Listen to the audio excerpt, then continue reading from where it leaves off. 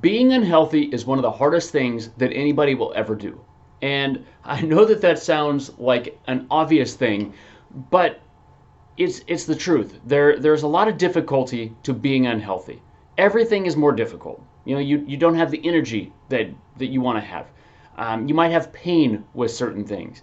You might be carrying around extra weight that makes things difficult. There's whatever type of disease process disorder, whatever you want to call it, that you have going on, whether that's obesity or autoimmunity or metabolic symptoms, whatever that symptom may be, whatever that disease process may be, there's going to be more difficulty in life. And like I said, that comes as a very, very obvious statement, because when you're not feeling good, everything is more difficult.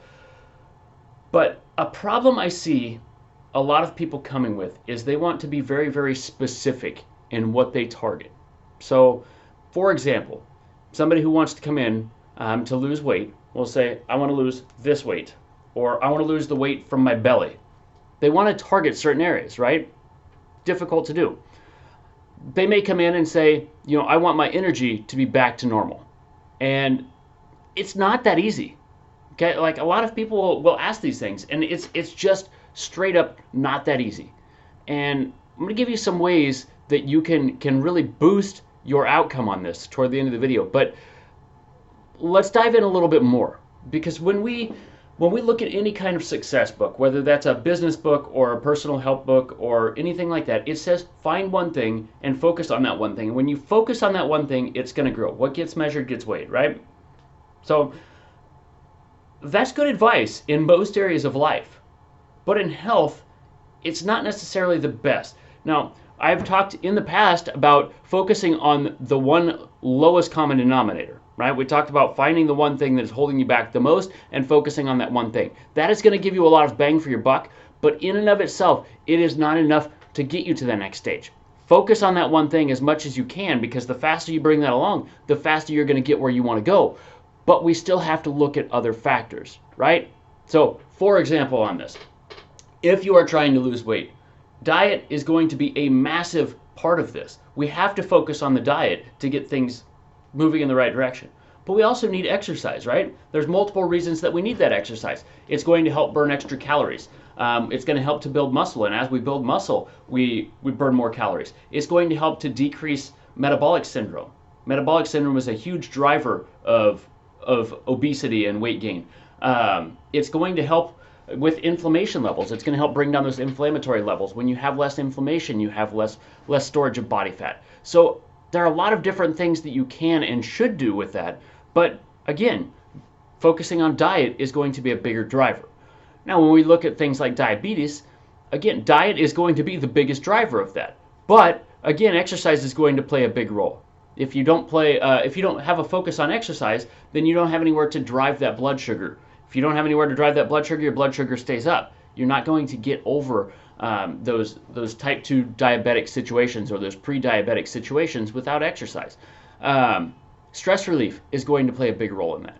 So as you can see, we've got to go with a holistic approach here. We've got to look at the whole, and we've got to use multiple different things, even though one focus is the biggest part of that. Focusing on how you target something is totally different on focusing on your symptoms, though.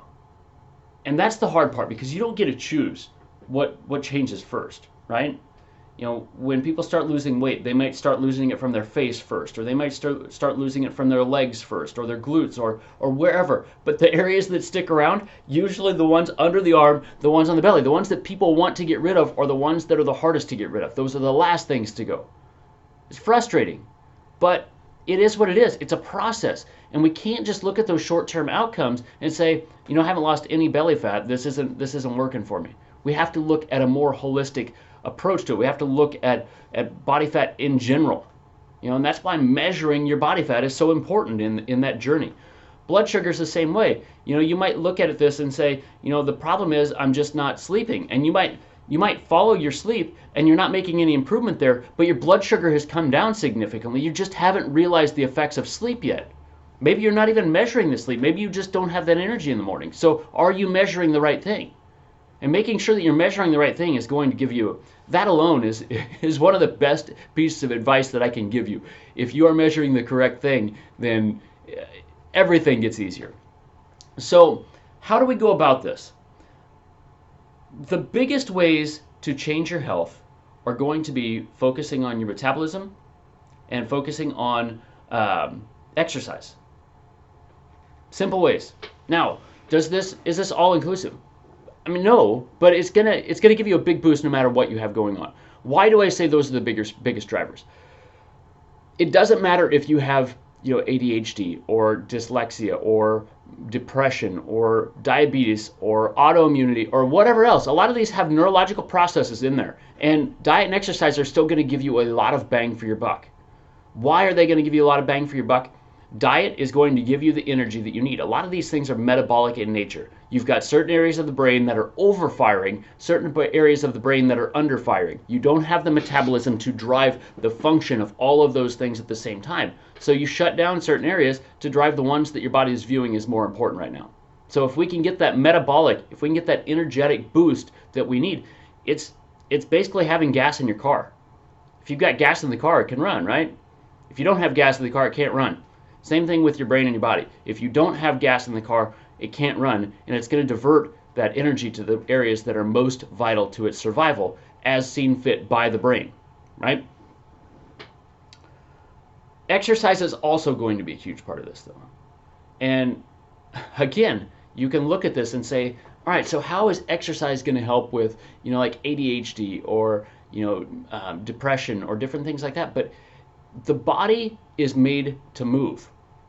That's just flat out. The reason for the brain was originally designed to allow for movement because all right, let's look back a little bit further here. When we evolved out of the ocean, in the ocean, you don't have to be mobile. You can sit there and nutrients will flow by you. And that's what some species do, right?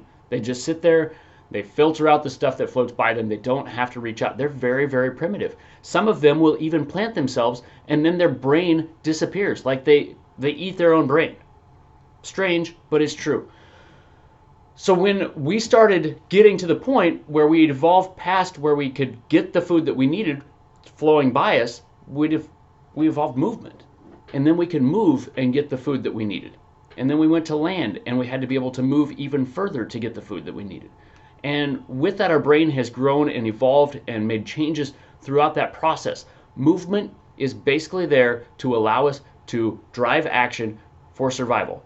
Go and find food or find safety or whatever we needed to do. That's all it really is.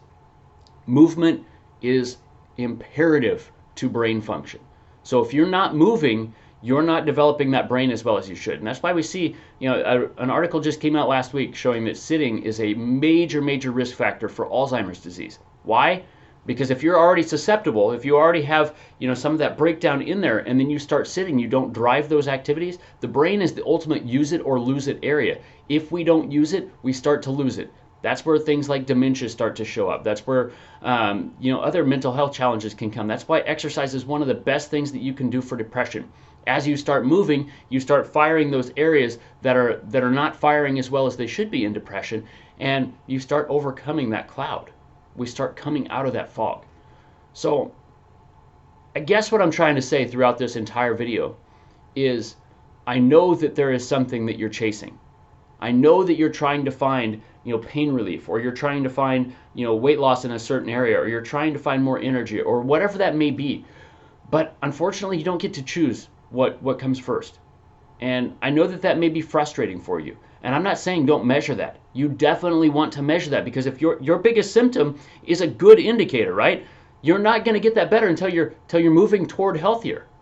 And that takes a long time. And a lot of people get frustrated with this. I've got a patient that is very, very down and out right now, and on a daily basis it's like, hey, I don't feel better today. And it's a process. It is not going to be an overnight thing. Health doesn't change overnight. Can you see those things? Yeah, if you've got an infection and you start taking antibiotics, you might start feeling better, right?